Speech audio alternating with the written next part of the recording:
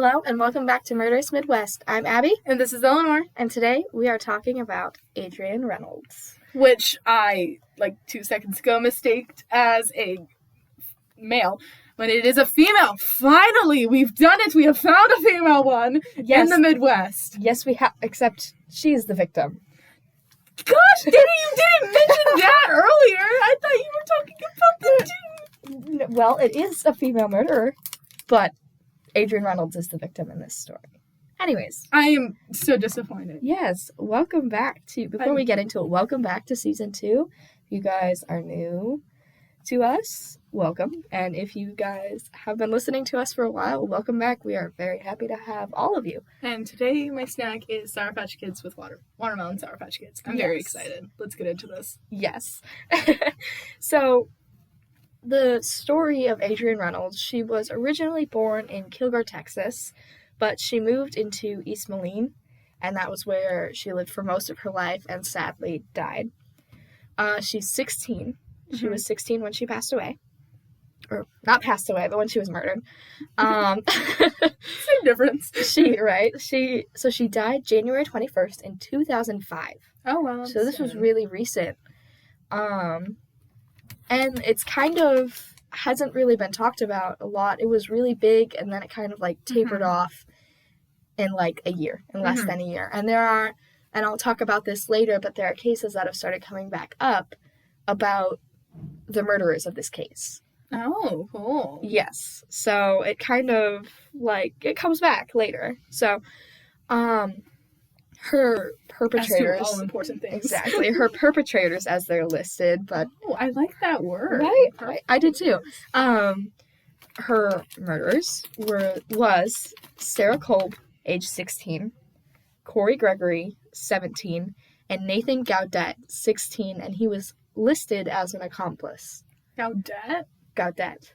Oh, interesting. Gaudet. Yeah, spelling it is not going to do any good. Yeah, no. So he was kind of their accomplice. It was Sarah and Corey that were the main two. Mm-hmm. So I will just jump right into what happened because this case is like a movie. I'm not even joking. It's like a movie. It is insane. I do know a little bit about this one. Yeah. Just because before we started the podcast, we were talking about murders that we know. Mm-hmm. Because there's we have an interest in it or something. Just a little bit. Just a little bit. Enough to start a podcast. And it honestly sounds like a really, really bad soap opera. Yeah. Yeah, no. Yeah, so. It was literally the entire case is out of hatred and jealousy for Adrianne. Romeo and Juliet-esque. Yes, there was a guy involved in it that was an ex involved, so we're just going to get into it. So, like I said, Sarah decided to kill Adrianne out of pure jealousy and just pure hatred for her.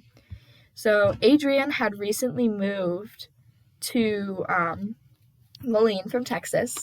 So, she kind of grew up. She was older than 10. I couldn't find exactly when she moved, but she was older than 10, and when she got into high school, she befriended Corey Gregory, and they became really close.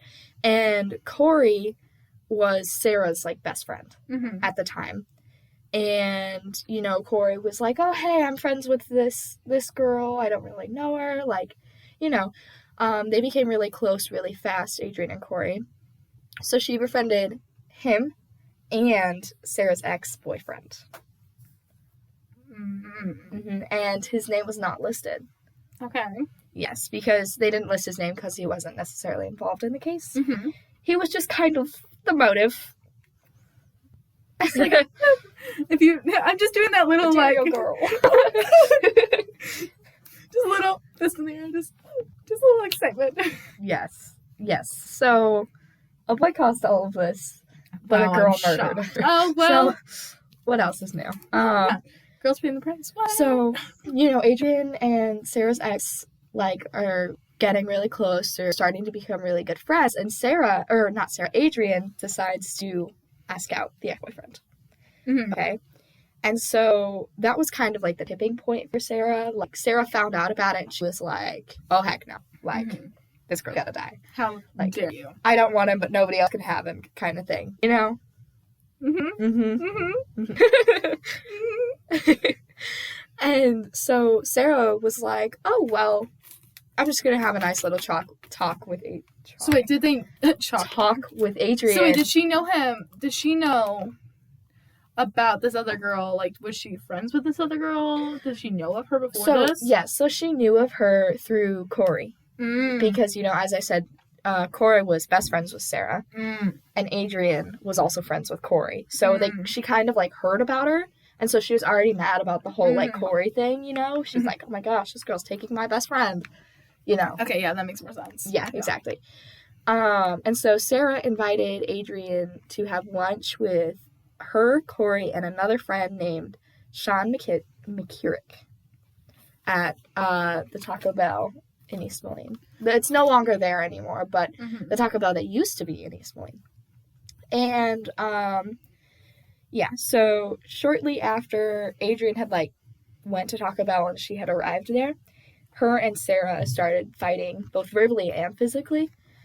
And, Sean, exactly. No, it was classic cat fight. And Sean, and this is all going down in the parking lot.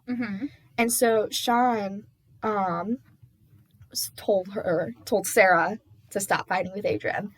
And he tried to break it up as best as he could. But he couldn't, and Sarah, reportedly from witnesses, told Sean that, quote, if he didn't like it, he should leave. And Sean just immediately got out of there. Oh. Just up and out of there. What? He listened. Which, going through this case, I kind of wonder what would happen if he would have stayed. Yeah. Would he get involved with it? Would he have stopped this? Yeah. Would he have been able to de-escalate it? Because what happened so fast. Yeah. I mean, I feel like he should have stayed, but I mean, it may have just been in his better interest. He's like, I'm not getting involved in whatever, bull is going on. Mm-hmm. Yeah, and so they, kind of went into the back alley where nobody could find them between the Taco Bell and the other building. And Corey held her down, and Sarah strangled her with a belt. Oh. So she died by strangulation. And this escalated so quickly within, an hour or two.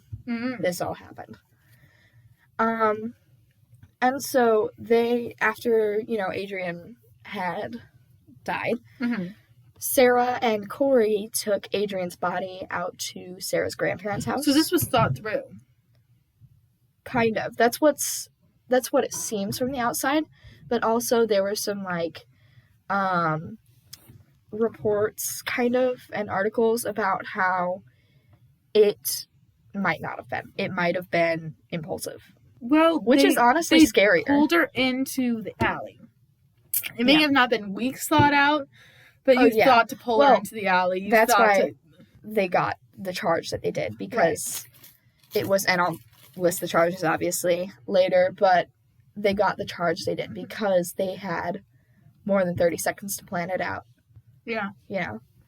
So it's not listed as an impulsive murder, but with how the human mind works, it probably was. Not justifying it in any way at all, but just, saying, it most likely was an impulsive thing. Anyways, Sarah and Corey, they took Adrian's body out to Sarah's grandparents' house, and they tried to burn it with gasoline. Okay? And they did this, and they just kind of, sat there and watched it burn. Oh my gosh. For, 3 hours. Whoa. It was a long time. They sat there for hours and hours trying to get this body to burn. And bodies don't burn very easily. They don't. Especially when using gasoline and just a bonfire kind of thing. No, it's gonna take... Cremation takes a long time. And it's a really hot oven. Yes. I mean, it's a great way to get rid of a body, but, I mean, the actual action of it is just... Yeah, it's a great idea kind of thing. And so after, I mean, it's not a great idea, but, you know what I mean. So after they realized, okay, this is not happening, this is not going to work, we can't burn it, they took Adrian's body to 16-year-old Nathan Gaudet, and they asked him, and this was just kind of an acquaintance, a friend of theirs, and, they weren't super close, which is the weird thing about this case. One of the weird things about this case is, they didn't really know Nathan very well, you know? So it was just kind of a person. They were like, we can manipulate him. We're going to go make him dismember this body for us. Oh my gosh, yeah. So that's they really went sinister. Oh my gosh. they went to his house, and they were like, we need you to do this, like, right now. And they asked him to dismember the body. And so Nathan it was out of fear, because, I mean, imagine. You still don't say yes. Huh? How did he say yes? Well, he said, yes, well, put yourself in that place. I'm trying, yeah. Like, you are just, like, relaxing at home, you know, maybe doing your homework or once whatever. again, I'm just gonna sit. I'm gonna get in. I'm getting in the position. We're leaning back, and oh my gosh, my chair is attacking me. My chair is broken. It has a thing. Oh no, it's attacking me. Okay, that was not very nice to get into the. Okay, we're gonna use that as uncomfortableness that he's feeling. Yes, he's thinking about the alley. Okay, so that the alley. Or whatever. No, he wasn't there, but he was there before. So he's like watching TV. Yeah, so put yourself, he's like you're at home, you're relaxing, and then all of a sudden you get a knock on your door, and they're like, dismember this body for us. You're terrified. I mean, I would imagine he was terrified, as long as he's not a sociopath. Ready. Dismember this body for us. Ah! Yeah. That's how I would think that you would want to respond. Well, I mean, you'd be terrified. You'd be scared out your wits' end. Like, I'm sure what was going through his head was like, oh my god, I don't want to do this, but if they don't do this, they're going to kill me. Right, they're going to kill me next. I'm going to be the next Exactly. victim. So he was trying to stop himself from being the next possible victim. And there was no saying whether or not they would have killed him. Mm-hmm. Most likely they would have. Right, but no witnesses. You never really know. Okay, my question is, would you have dismembered the body? No. No? Thank you! I feel like that's a normal response. You call 911, you close all doors and windows and call 911 kind of thing. Like, right, okay. I mean, now that we have that straight, and I know that we're not, like, you're not gonna go say yes to dismembering the body, unless, of course, it's me. Would you dismember a body for me, No. Abby? No? No? Would you dismember a body for me? No. I would like to say I would and act all sweet, but honestly, no, No. I know I wouldn't. I'd be like, Abby. I would hope you wouldn't. This is a really weird conversation. I know, let's move on. One of our very few, like, many. But anyways, so Nathan does it. And he's like, okay, I gotta do this, otherwise they're gonna kill me. And so he does it, and he took the pieces and put them in a garbage bag. And the three teens, Corey, Sarah, and Nathan, all went to McDonald's. No, they all went to McDonald's, and they ate at McDonald's before they even disposed of it. So this garbage bag is in the trunk of Sarah's car. And they went into McDonald's and, like, had dinner. I think somebody saw the garbage bag and was like, that's odd. And kept on walking to McDonald's without even knowing. Well, like, your trunk is closed. Right, but you have a window in the trunk. What? I'm the trunk like of a car, not car. the back seat. Oh, I'm thinking like trunk of the car. Like one of those like tiny like trunks. Okay. Think like Honda Accord type car. Like little. Okay, that makes sense. Yeah. I don't know what type of car she I had, don't know what cars. I didn't look it up. Just gonna flat out say that. You weren't expecting me to ask which car model it was? I was kind of thinking like you know how a trunk and a backseat works. Like, hey! I know how the backseat works. I'm just thinking like tiny car, and then like the trunk is like raised up, and then I'm thinking a big trash bag with body limbs in it. Oh. Well, I mean, of course they're gonna close it. Well, you're not gonna close it, but it's just like it has to be an awkward shape. I'm sorry. I'm really like visualizing the story today. I can tell. I'm so tired, y'all. So they went to McDonald's. They had their little chicken nuggets, cheap dinner. You know, probably like chicken nuggets or something like that. And they went and they took the garbage bag. And they dumped it in a storm drain at Black Hawk College. Oh, that's fun. Yeah. So that is terrible. Yeah. Except it wasn't there for long. Oh, so, I like that lead-in. Continue, please. Yes. So it wasn't there for long. Adrianne's parents, after 24 hours-ish, less than 24 hours, after Adrianne didn't come home from work. She worked at Checkers. She didn't come home from work. Her parents reported her missing. And January 26th, 2005, only 5 days after the murder, Corey led the police. He went to the police station and was like, hey, I did this. Go Corey. Yeah, go Corey, but also no. No. Don't do it in the first place. We don't dismember bodies. No, that wasn't Nathan. Nathan didn't go for it. It was Corey did. Oh, oopsie. Names are hard. No, it's Corey's fine. like, we also don't choke out people. Yeah. Suffocation bad. Yeah. Don't do it in the first place, and you won't get caught. But anyways, so Corey was like, hey, I did this. We did this. I feel so bad. Like, he went and kind of just thinking he could get out of it kind of thing, you know, or at least get a shorter sentence. Right. So he went to the police, and he led them to where the body was at Blackhawk. He led them right to where the body was at. And immediately, like, all three of them under arrest, you know, as it goes. So all three of them are put under arrest, and Sarah and Corey were both charged with 2 counts, not 1, 2 counts each of first-degree murder. Oh, I'm confused. How does that work? I don't know. You know, I looked everywhere. I was like, why 2? Okay, so we're on the same... I don't know. Yeah. No, it's interesting that they got 2 counts. And not just like... And, you know, the articles I read, they all said, like, 2 counts. So I was like, oh, maybe it was, like, 2 counts to get... No, it was 2 counts each. Oh, that's odd. So they were charged... If anyone knows, like, legal stuff and would like to tell us how that works... It'd be great. It would be much appreciated. We will let you come and educate us. Yeah. If one of you guys know how, like, murder charges work... Yeah. Like, the legal side, I would love to have that as a possible guest. Yes, we will have a guest student and just come and tell us how this works. Yes, because we need to learn more about this, obviously, if we're going to put this out. So, I mean, I'm all for reading about murders and mental health, but I don't want to read about court documents. Yes. So, Sarah and Corey both charged 2 counts first-degree murder and concealment of homicide. And Nathan was also charged with concealment of homicide.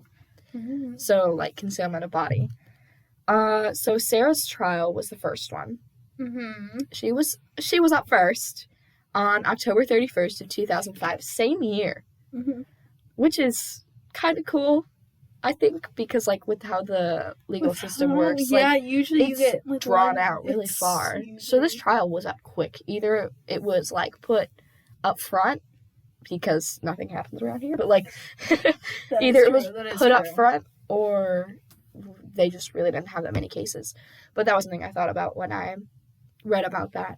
So October 31st, 2005, it took 2 weeks of trial and 15 hours of deliberation by jury. And guess what? Take a guess. Take a wild guess. Take a wild guess at what happened. They all went to jail for making big old criminal justice things. No. What? So the jury was like, I don't know. We didn't really come to a decision. They did not make a decision. And I'm blank-faced right now. They didn't make a decision. They were not able to come to a unanimous decision. So what other evidence was lying in this? Right? Like, I'm confused. It wasn't like he was, like, abusing her or there was, like, some type of thing in it. It was malicious. Yeah. My guess is they saw it as, okay, this is a kid. Like, we don't want to give a kid 2 counts of first-degree murder and concealment of homicide. That's what you did. That's what you gotta do. No. I totally agree with it. And she totally deserved to get those charges. But the jury didn't think so. So instead of, you know, obviously they didn't come to a decision, so they rescheduled the trial. And the retrial was February 6th of 2006, the year I was born. And this happened in, like, the year most of us were born. Yeah. Like, sophomores, at least. This is so interesting. Right? And she was found guilty for all counts. Okay, so great. She was found guilty this time. Okay, how about he? They made a decision. We're getting there. And so she was sentenced to 48 years for first degree and 5 years for concealment. So her she will sentence probably is 53 get out years. in our lifetime. If she doesn't die first. But, she'll be, 60, 69 by the time she gets out.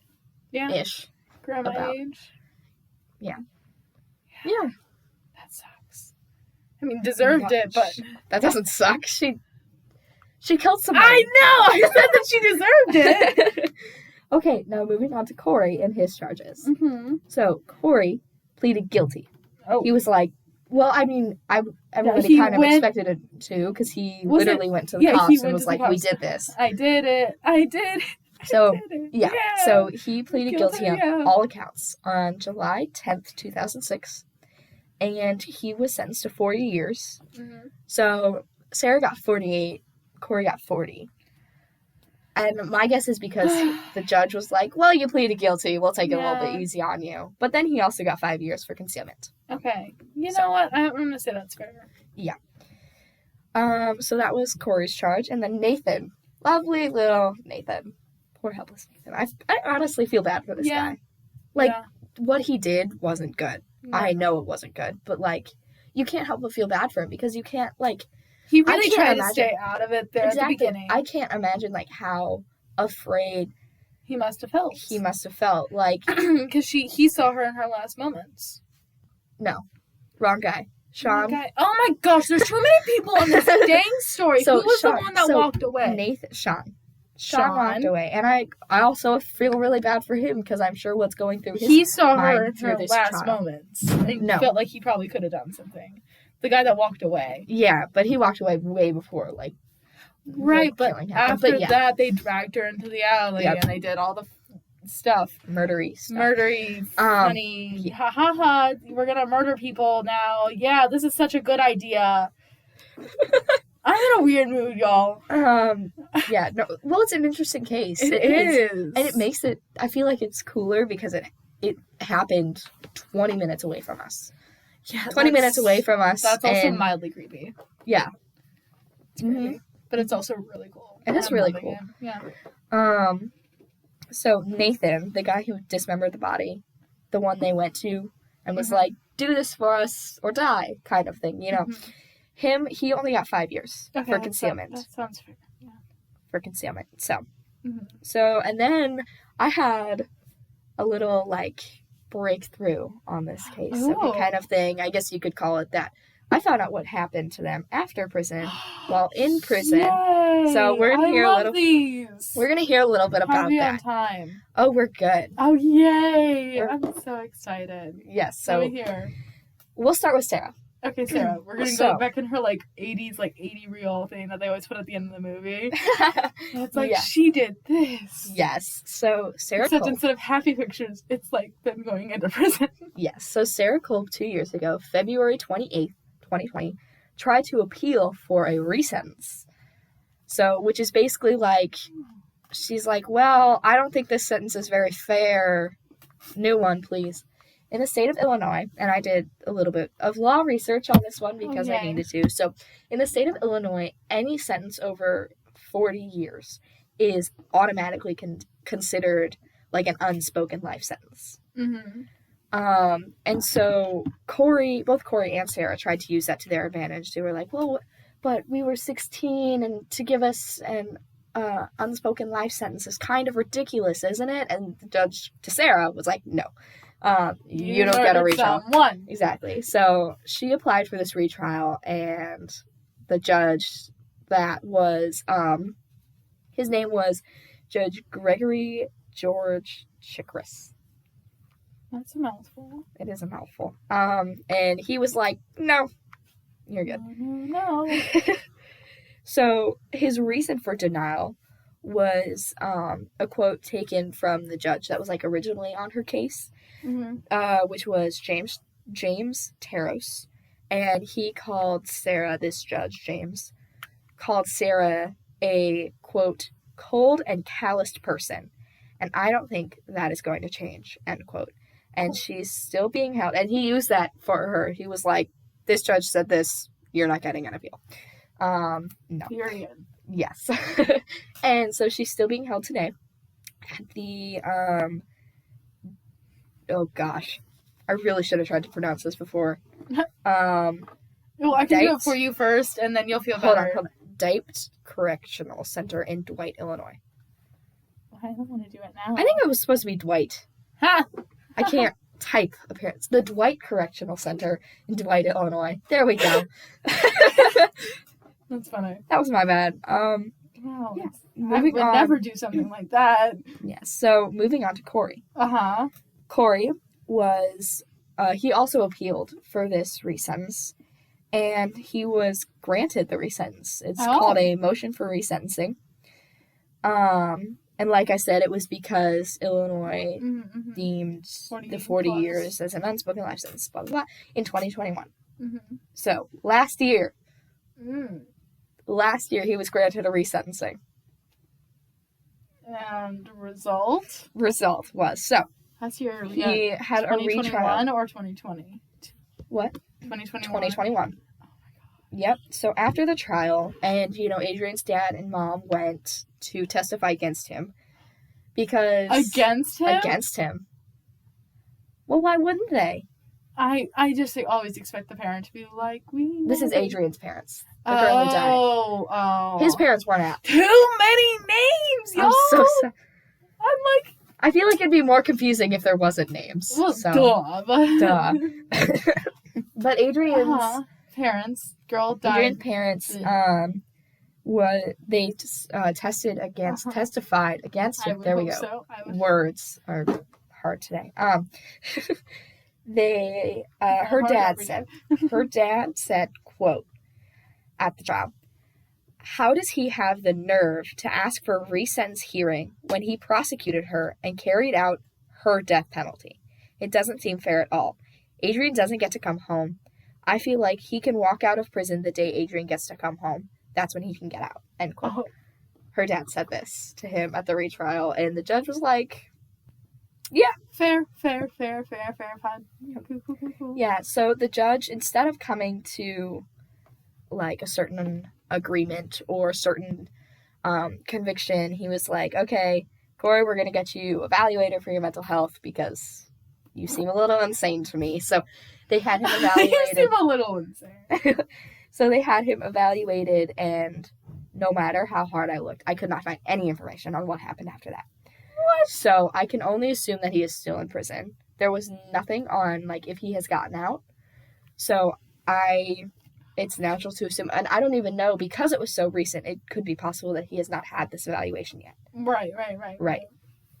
So maybe that'll be we can do an actual, like, lead up episode with new information on something. Maybe we can. So yeah, I couldn't find anything. No matter how hard I looked, I can only assume that he's still in prison. I feel like it would be big news if he got out. Oh yeah. There was, like, big headlines: Corey Gregory, murderer of Adrianne Reynolds, possibly out of jail, like that kind of thing. So yeah, the judge did that. Tricks, like, if you really feel like you're not guilty. Fun little fact about our little friend Corey. Okay, I'm gonna need you to not do name. Corey's which one that did what? The murderer. He's the murderer one. Yes. Then which one's the one that walked away? Sean, and then we're gonna go through this whole thing again. Then which one's the one that cut off the body? Nathan. Okay, and Nathan was close friends with Corey? No. Okay, acquaintance. So yes, acquaintance of Corey and Sarah. Oh, that is such a rude move. What? Going to, like, somebody you barely know? Yeah, you barely know. Do, like, your best friend or something. Well, I guess you murdered with your best friend. Honestly, it was a smart move. Yeah, kind of, yeah. Well, because think about it, like, they probably went with if I went up to you, Eleanor, and was like, dismember this body for me, what'd you say to me? You'd say, no, you're insane. I'm calling the police, right? Because you know me, you're my best friend, and yeah. Depending. That's pretty much how it would go. I mean, at least I think. That's what I'd do to you, so. I would probably chop up the body, and I'd probably, like, act like I was gonna do it and then call the police because I would be scared that you would murder me. Because if you murder somebody, you've thought about it enough, and you're at such another level of mental breakdown that it's not safe for me to say no. We run. Exactly! So that's why he said yes. So, but They right, knew but I they would knew him call enough. the police before I chopped up the body. They knew him enough to be like, okay, we can make this guy do whatever we want. So we're going. We're putting this out there. I will not chop up any bodies for you. Please don't bring any like dismembered bodies to my house. They all are. So back to what I was saying before the whole explanation of all the guys' names. Don't mind me, just being mildly stupid. It's fine. It's fine. So it's found now in Corey's court records that he is now transgender and is operating under the name Harley Quinn. Oh. Except it's HarliQuinn. Because I don't think you're allowed to name yourself like a TV character's name. I'm pretty sure it's in the rules. The rules? You mean the laws? Whatever. There are rules and guidelines that are with the law. I had the correct phrasing. No, I know. That was just funny. Anyways, and so he's operating under that name, and he is still being held in Rock Island County. Oh, wow. Okay. 20 minutes away from us. That's 30 minutes away from us. 30 minutes away from us, y'all. There's a murderer nearby. Yay! Now, there's probably let's be honest with the statistics. We've walked by many murderers before. Oh, yeah. Or possible people who have the possibility of becoming one. Oh, yeah. Easily. Yeah. So, like I said, you never know if you're looking at a trash bag and somebody's trunk has a trash bag stacked up. Always look through people's garbages. What? That's what Eleanor's saying. What? I'm saying, if you see a big, bulky bag in the trunk of somebody's car, it may just be a body. Now you know. Now every time you see a big bag. Or it's just a bunch of watermelon rinds. Who knows? You never know. Okay. This is my takeaway from the story. You never know. You never know. So always look through people's garbage. Do not look through somebody's garbage. Because if you find a dead body, you're next. Well, what are you going to do? I want to know how. Don't look through the trash in the first place. I'm just saying, if you see it, look away. Okay, sorry. Don't call or don't go through people's garbages. Don't call the police. No. Call the police. Be a bystander. Oh my god! I'm just saying. Have you never seen in somebody's trunk while you're walking somewhere? You see all these bags stacked up in their trunk. Yeah. I'm just saying. One of the bags might be full of bodies, and now I'm never gonna be able to think of it the same. Okay, I don't really know what you're supposed to take out of that. I don't know. I'm just forever. That thought's never crossed your mind before? No, Abby, I'm not often thinking that if I'm walking alone, I'm gonna get killed. But if I see a bag in somebody's trunk, I'm not gonna think there's a body in that bag. Pause. Little off topic here. You are a woman in today's society, and you haven't walked around on your own and thought somebody's gonna kill me. No, I thought I was gonna get raped, honestly. I'm sorry. I should have put a trigger warning with that word. Jeez, Eleanor. That's so insensitive of me. Now I feel bad. Okay, moving on. Moving on to Nathan. Nathan. Oh, I forgot about Nathan. Nathan Gajak. Chop. So he was the one given a 5-year sentence, okay? So isn't he out? But no, he was only given a 5-year sentence. And this is part of the reason why I feel so bad for him. But 5 years, he was out in 3.5 years for good behavior. Almost 4. It was 3 3/4 kind of thing, but it was almost 4 years. So he was released November 2008. And he died from a car crash in Indiana in 2012, and the car crash killed 2 other people. Oh no! Yeah. That's so sad. We're crying over murderers, guys. Or accomplices. He was an accomplice. Was scared. I know.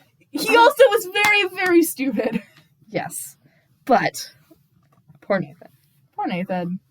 I would like to hear what you have taken out of this. We've already discussed mildly. I'm never going to be able to see a weird trash bag the same. I think there's a body in there now. I'm just surprised that hasn't crossed. That seems like something you'd be like, garbage bag, there's a body in there. That just seems like something that Well, now it is. So, congratulations, your assumption's not correct. Yeah. Yeah. And then I'm taking away She is the murderer lady. I forgot her name. I feel like last season we did a lot of Serial killers? Serial killers, not only that, but male serial killers. Like, we need to Get women in the workforce. Women can be serial killers too! Feminism! Yes. Because we don't get caught. I mean, what? No, it's the white males who don't get caught. Yeah, Ted Bundy was not... Oh, I love that audio. That's like... He wasn't that bleeping smart. He was just a white guy in society. Yeah. And so therefore no one suspected that he was doing anything wrong. Yeah. Yep. Yeah. So that is... My activism radar is just off the chain. So we're just going to leave that alone. Yes. Before I go into a 30-minute rant. That is all we have for you guys today. Did you just put your hand in front of my face? Yes, I did. Not on purpose. I did not do it on purpose. I'm so sorry. Anyway. Okay, so that is all we have for you guys today. Thank you for joining us for episode 1 of season 2. Yay! As Professor Hutchcroft would say, Celebración! So, thank you guys for joining us, and let us know if this case creeps you out too. Okay, and if you have any more cases, tell us. As always, tell us, and we will do as much research as we can and get to know all of them. Yeah. Okay, bye. Bye. Thanks for joining us.